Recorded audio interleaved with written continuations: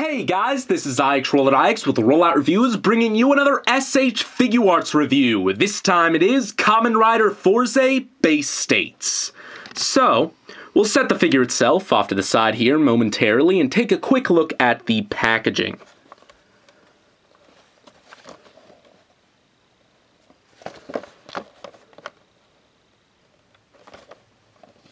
And there you go. So here is the figure itself. The finish is kind of a slightly pearlescent off-white, not quite accurate to the show, but it's not too bad. In the show, the suit is a lot more vibrant, a lot more stark white than this, but it's not too bad. It doesn't bother me in the slightest, but some people are apparently bothered by it, so I guess it's worth noting. We'll start with the head here. Maybe a little bit bigger than it should be proportionally, but once again, not too bad. Not enough to bother me, I guess. It uses the space of the larger head to really set the compound eyes further back than usual, and that adds an incredible amount of depth to them. They look especially good on this guy, in my opinion. He's got the little jewel on his forehead, the fins up here, the fins on the side of his head, and details all the way around and back. The chest here is maybe a little more robust than it should be. Kind of weird looking, I guess, but it's got the nice copper-colored details that go all the way down the figure. A much-needed, vibrant flair to this guy on his more or less monochromatic design otherwise. He does have the colors on his limbs here, the orange, the black, I suppose that doesn't help too much, the blue and the yellow on each of the module shapes, so that's kind of cool. He's got sort of this panel line detail all the way around him, and it looks really, really good. Unfortunately, the spots that are missing out on that detail look a little bit bland, unfortunately, in comparison, but you know what? At least it's consistent all the way around, if nothing else. The driver is very nice looking in the smoky purple translucent plastic, very accurate to the show.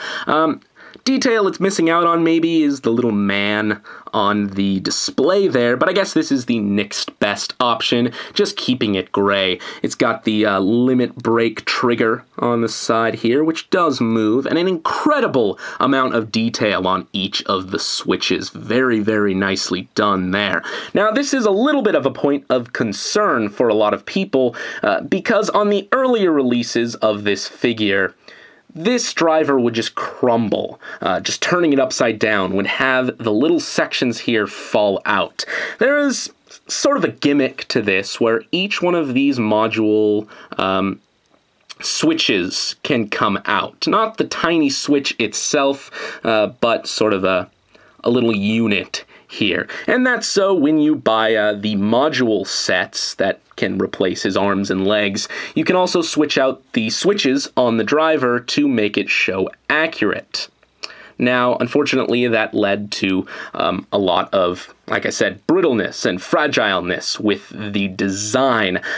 It has varied from figure to figure I've seen between watching several reviews and looking at a couple picture reviews, but in my case, it is dead solid. There's no problem with these at all. In fact, I kind of have to tug at the switches to actually get them out. And the friction on the pegs makes it just a little bit tricky to actually get them in there.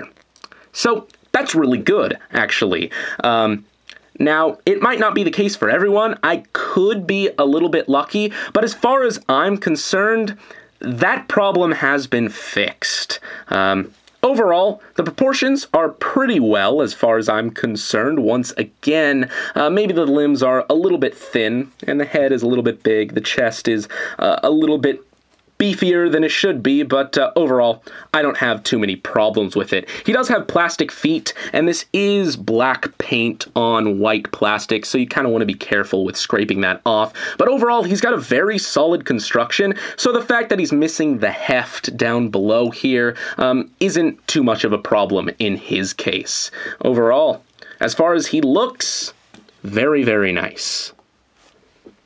As for articulation, he's got the standard triple ball joint Figuarts neck here, which is very expressive and relatively unhindered. The arms have the internal ball joint and go all the way around. However, they have this little cover on the inside there that is very tricky to line up in some cases, mildly annoying. Now you'll notice that his shoulder armor here is actually built into his upper arm, and the execution there is a little bit questionable, because it means he can only bring his arm out about this far. Now, one of Fourze's main poses requires both of his arms to be raised up over his head, and he can't really do that here effectively. To pull that off, you have to rotate this around and bring them up. That makes this look a little bit weird down here and exposes the joint up top. So I'm not sure about the way they did that. Rotates up here, bends at the elbow, and has a forearm swivel, which is very, very nice to see. A lot more handy than you'd think it'd be. Ball joint and cut joint in his wrists. You can do all kinds of things there. A very expressive ball joint in his waist. A lot of range there, and similar to double, actually. He's got a tiny joint up there that doesn't do much at all. So, kind of useless. Now, his hips here, they go down like this, as per usual with Figuarts. They go forward really far, back really far, and out really far. They also swivel like that. However, it's worth noting that on this side, it's very, very squeaky. It's also interesting because it wasn't like that at the time I started filming this review. So I don't know what happened. But the knees bend very far, like that, and the ankles tilt, go forward and back with quite a lot of range, and bend at the toe. So he's got a fair amount of articulation. He's really solid, and unfortunately that squeaky hip section there is a little bothersome, but like I said, that wasn't a problem until very, very recently.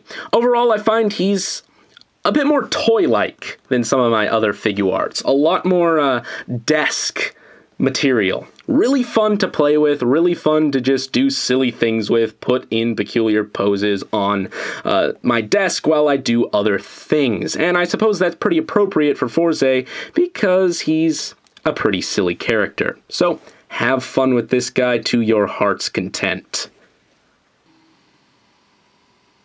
For accessories, Fourze has a couple of additional hands. First off, he's got some calm hands here, which are pretty nice. Just swap those out. Very easy to swap the hands on this one. I like that a lot.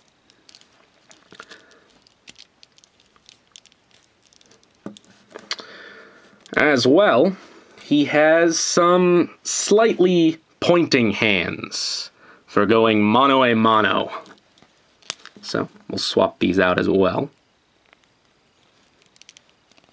You can also use these to sort of activate switches or even pull the limit break switch, which is pretty cool. So there is that.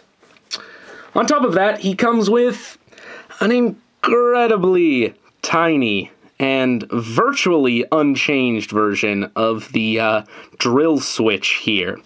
It's just ever so slightly different to represent the on position, and they didn't need to do that at all. In fact, it's a little bit annoying because of how small it is, because you risk losing it in your shag carpet, and that is no good. The next things he comes with are very cool. His modules, the rocket module and the drill module. So, here is the rocket module. Looks really cool. It's got some very nice panel line details all the way around. Some rocket thrusters on the end here, which don't seem to move, but no big deal. Incredible detail on this. I love the way it looks. Now you can swap this out, by just tugging. It's actually really easy, a lot easier than I expected it to be. Now it's got a circle port here, or a circle peg, and a circle port. And it just, simply enough, pegs right in. So that is actually really cool, and because of that joint there, it can rotate. Very, very nice.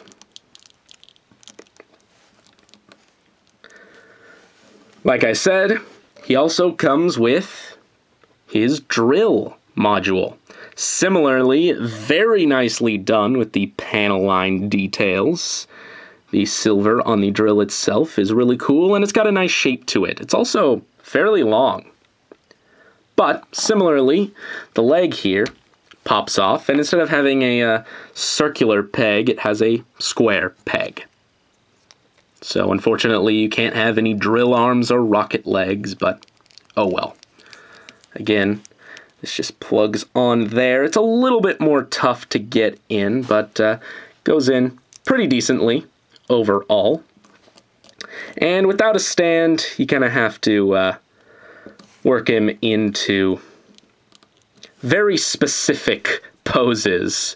But once we get this guy airborne, it'll be maybe a lot more impressive. It also makes him just a little bit hard to stand, you can imagine, but with a little bit of doing, you can get him into a pretty cool pose without a Tamashii stage.